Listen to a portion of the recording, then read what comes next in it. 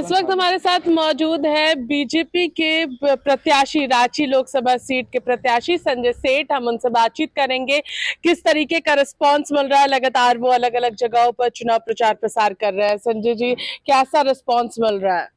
देखो, हम कह रहे हैं चुनाव में मोदी की गारंटी काम कर रही है और जनता आगे है। और रांची लोकसभा की जनता ही समझो चुनाव लड़ रही है।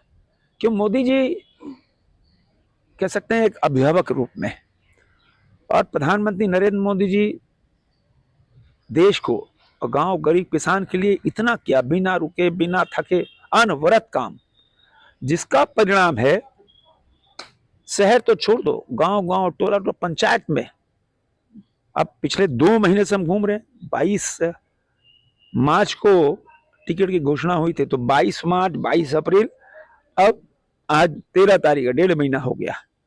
इन 1.5 महीनों के अंदर हजारों जगह गए, तो संभव नहीं होगा कि हर जगह जा पाए। कहीं विधायक जा रहे हैं, पार्टी के कार्यकर्ता जा रहे हैं, कहीं पद यात्रा कर रहे हैं। तो जनता उत्साहित है, और जनता उत्साहित है तो जनता यही बोलती है कि नहीं, हम तो मोदी को देंगे। मोदी, हर जगह मोदी मोदी है। जो साइलेंट वोटर है वो समझो मोदी के बिना कुछ सोचेगा नहीं, क्योंकि कांग्रेस पार्टी का कोई जनाधार नहीं है। और कांग्रेस पार्टी ने जब राम को नकार दिया था, ये बहुत तेजी से पूरे लोकसभा के अंदर है, कांग्रेस पार्टी ने कहा राम तो काल्पनिक है। अब राम, हमारे पुरुषोत्तम में राम सब कुछ है। हम पृथ्वी से विदा करते हैं तो कहते हैं राम नाम सत्य है। राम को काल्पनिक बता दिया, हमारे आराध्य को आप काल्पनिक बता दो। यही कांग्रेस पार्टी का चरित्र है। राम के आमंत्रण को ठुकरा दिया। अब एक महिला प्रवक्ता कांग्रेस पार्टी की सिर्फ अयोध्या 10 दिन पहले दर्शन कर चली गई, उसको कांग्रेस पार्टी के दफ्तर में बंद कर दिया गया, टॉर्चर किया गया, बाद में पार्टी छोड़ दी। 2 और प्रवक्ता, रोहन गुप्ता और एक और प्रवक्ता, उन्होंने इसलिए पार्टी छोड़ दी। उन्होंने मना ही है कि राम मंदिर कांग्रेस पार्टी को नहीं जाना है। और राम को नकार रही है कांग्रेस पार्टी, तो इस देश में वोट मांगने का अधिकार है क्या? क्या सनातनी धर्म जो हिंदू धर्म है उसके आराध्य, हम कहते हैं देश के आराध्य है राम। राम तो पुरुषोत्तम है, और लगातार भगवान राम के खिलाफ, सनातनी धर्म के खिलाफ, सनातनी धर्म को क्या कहा कि उनके राष्ट्रीय अध्यक्ष खड़गे के बेटे ने कि सनातनी धर्म तो आतंकवादी होते हैं। क्या हिंदू आतंकवादी हैं? अभी राजा ने क्या कहा, भाई सनातनी तो कोरोना जैसे हैं, एड्स जैसे। तो ये सब एक एक गांव में भरा हुआ है। अभी बताओ, कसाब, उस कसाब ने जो जघन्य अपराध किया, उसको कह दिया कि साहब कसाब जी तो निर्दोष थे, अब कसाब जी हो गए। पाकिस्तान की भाषा। और वोट के लिए कांग्रेस कुछ भी कर सकती है। अल्पसंख्यक वोट मिल जाए, हम देश के खिलाफ बोलेंगे, सुप्रीम कोर्ट के खिलाफ बोलेंगे, सबके खिलाफ बोलेंगे, सेना के खिलाफ बोलेंगे। क्या कहा? कसाब तो निर्दोष था, ये तो एक आरएसएस का पुलिस अधिकारी था, उसने हत्या की। अब बताओ, कसाब ने आतंकवादी था, अब उसके पक्ष में ये कांग्रेस पार्टी खड़ी हो गई। अभी उन्होंने कहा कि भाई भारत पाकिस्तान की इज्जत दे, मर्यादा दे, क्योंकि उसके पास एटम बम है, तो हमारे पास फुलझड़ी बम है क्या? ये मोदी है, छेड़ोगे तो घर में घुस के मारेगा, मारे ही घर को। तो बताओ, हिंदुस्तान, मणिशंकर अय्यर, उन्होंने कहा पाकिस्तान को इज्जत दो। अब बताओ, भारत के नागरिकों को शर्मनाक, इतनी इतनी घृणित वक्तव्य, सब पाकिस्तान की भाषा बोल रहे हैं। तो क्या कांग्रेस पार्टी को इस देश में वोट मांगने का अधिकार है क्या? ऐसे कांग्रेस पार्टी के उम्मीदवारों को तो क्षेत्र में घुसने नहीं देना चाहिए। जो राम के खिलाफ, जो हिंदू के खिलाफ है, जो सनातनी के खिलाफ है, जो भारत के खिलाफ है, सेना के खिलाफ है, जो पूरे देश के खिलाफ है, ऐसे लोग फिर वोट मांग रहे हैं। तो जनता सब देख रही है, और